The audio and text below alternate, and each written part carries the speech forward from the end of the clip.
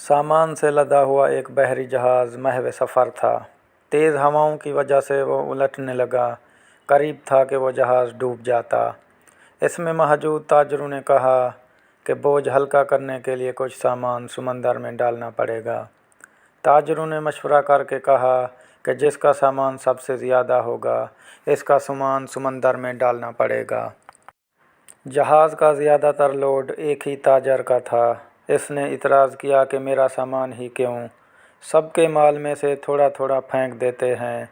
इन्होंने ज़बरदस्ती इस ताजर को सामान समेत समंदर में फेंक दिया। कुदरत की शान के समंदर की मौजें इसके साथ खेलने लगीं। इसे अपनी हलाकत का यकीन हो गया। जब होश आया तो क्या देखता है कि लहरों ने साहिल पर फेंक दिया है। ये एक गैर आबाद जजीरा था। जान बचने पर इसने रब का शुक्र अदा किया, अपनी सांसें बहाल की। वहाँ पर लकड़ियों को जमा करके सर छुपाने के लिए एक झोपड़ी बनाई। अगले रोज़ इसे कुछ खरगोश भी नज़र आए। इनका शिकार करके गुज़र बसर करता रहा। एक दिन ऐसा हुआ कि वो खाना पका रहा था कि इसकी झोंपड़ी को आग लग गई। इसने बहुत कोशिश की मगर आग पर काबू ना पा सका। इसने ज़ोर से पुकारना शुरू किया, तूने मुझे समंदर में फेंक दिया, मेरा सारा सामान गर्क हो गया। ये झोंपड़ी मेरी कुल कायनात थी, इसे भी जला कर राख कर दिया।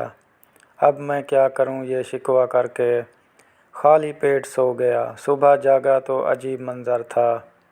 देखा तो एक कश्ती साहिल पर लगी है और मलाह इसे लेने आए हैं।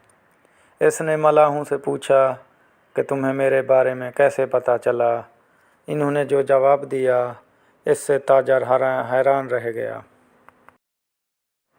लेकिन दूर से धुआं उठता नज़र आया तो समझे शायद यहाँ कोई फंसा हुआ है जिसे बचाना चाहिए, इसलिए हम तुम्हारे पास आए।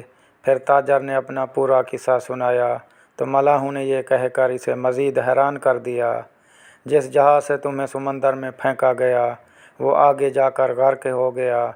ये सुनकर ताजर सजदे में गिर गया, रब का शुक्र अदा करने लगा और कहा कि पाक है वो ज़ात जिसने मुझे बचाने के लिए ताजरों के हाथों समंदर में फेंकवाया।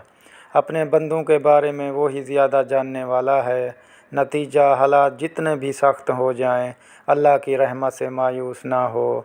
हर हाल में अपने रब पर भरोसा रखें।